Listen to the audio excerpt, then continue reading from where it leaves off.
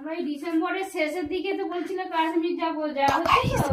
আমার মা এখন ফোনে কথা বলছে আর মায়ের উপরে করবে একটা প্র্যাঙ্ক। তোমরা শেষ পর্যন্ত ভিডিওটা দেখতে থাকো। গাইজ, আমি হাতের মধ্যে এই পুঁই মেচুরির রসটা ভালো করে মেখে নিয়েছি।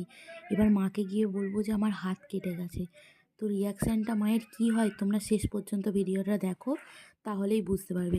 চমকটা কিন্তু তোমরা শেষেই দেখতে পারবে। তো ভিডিওটা কন্টিনিউ করো, দেখতে থাকো কি হয়।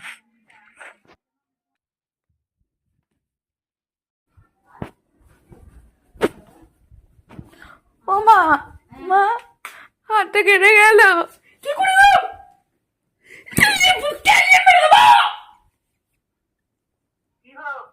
শয়তান মেয়ে ছেলে।